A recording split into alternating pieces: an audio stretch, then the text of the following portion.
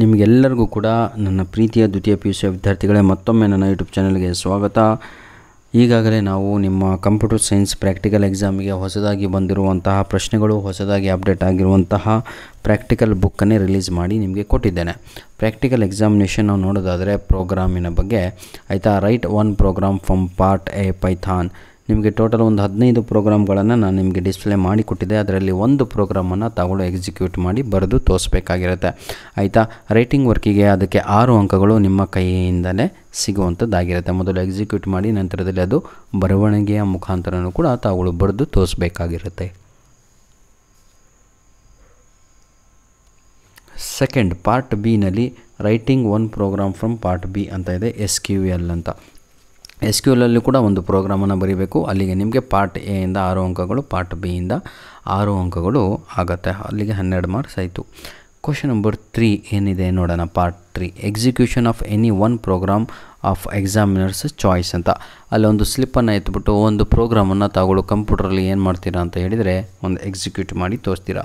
ಅದಕ್ಕೆ 8 ಅಂಕಗಳು ಇರ್ತವೆ. ಕರೆಕ್ಟಾಗಿ ಆನ್ಸರ್ ಬಂದುಬಿಟ್ರೆ ನಿಮಗೆ 8 ಅಂಕಗಳನ್ನು ಕ್ರೆಡಿಟ್ ಮಾಡ್ತಾರೆ. ನೆಕ್ಸ್ಟು ಪ್ರಾಕ್ಟಿಕಲ್ ರೆಕಾರ್ಡು ಕೂತ್ಕೊಂಡು ಒಂದು 50 ಪೇಜ್ ಇರುವಂಥ ಪ್ರಾಕ್ಟಿಕಲ್ ರೆಕಾರ್ಡನ್ನು ತುಂಬಿ ಬರೆದಿರ್ತೀರ. ಅದಕ್ಕೆ ಬಂದ್ಬಿಟ್ಟು ಕೇವಲ 6 ಅಂಕಗಳು ಇರುತ್ತವೆ. 5ನೆಯದು ವೈವಾ ಇರುತ್ತೆ ನಿಮಗೆ. 4 questions related to the program written by the student in exam.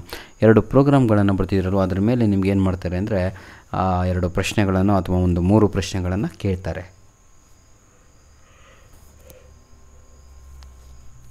ಅದಕ್ಕೆ 4 ಅಂಕಗಳು.